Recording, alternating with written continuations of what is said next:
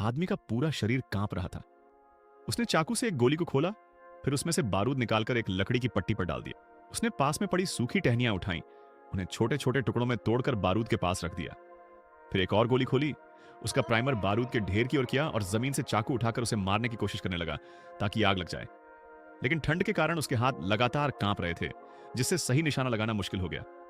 तब उसने एक लकड़ी की छड़ी से प्राइमर को उठाया, चाकू की नोक को उस पर टिकाया, फिर चाकू के हैंडल पर पत्थर से मारा और आग जला दी। उसे डर था कि आग बुझ न जाए, इसलिए वह लगातार फूंक मारता रहा। इसी बीच पीछे दुश्मन उसका पीछा कर रहे थे। जैसे ही आग स्थिर हुई, उसने जल्दी से अपनी भीगी हुई जैकेट उतार दी। उसकी बाईं बांह में गोली लगी थी और दर्द असहनीय था। उसने वाइनस्किन उठाई, एक बड़ा घूंट पिया, फिर बाकी की तीखी शराब जख्म पर डाल दी। जलन के कारण वह दर्द से चिल्ला उठा। उसने अपनी जुराब मुंह में ठूंसी, चाकू उठाया, उसे साफ किया, गहरी सांस ली और जख्म में चीर लगाकर गोली निकालने की कोशिश करने लगा। आखिरकार खून और मवाद के साथ गोली बाहर निकल आई।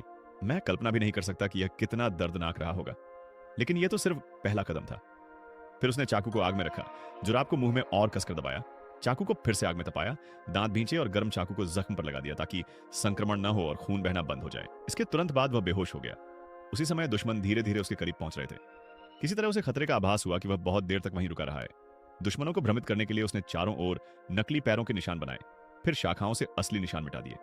लेकिन आधे रास्ते में उसे एहसास हुआ कि यह कितना बेवकूफी भरा था। इससे बस थोड़ा समय मिलेगा, दुश्मन से पूरी तरह छुटकारा नहीं। पास के एक बड़े पेड़ को देखकर उसके दिमाग में एक नया विचार आया। उधर उसके पीछे लगे शिकारी उस जगह पहुंच गए जहां आग अभी अभी बुझी थी।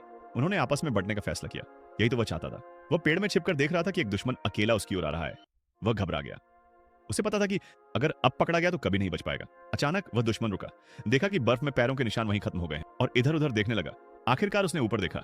पेड़ पर छिपा आदमी घबरा गया। वह हमला करने ही वाला था, लेकिन पत्तों की वजह से मोटा आदमी उसे नहीं देख पाया। जैसे ही आदमी ने राहत की सांस ली, उसके हाथ पर खून टपका, फिर बर्फ पर गिरा। उस खून के निशान को देखकर मोटा आदमी अंततः ऊपर देखता है।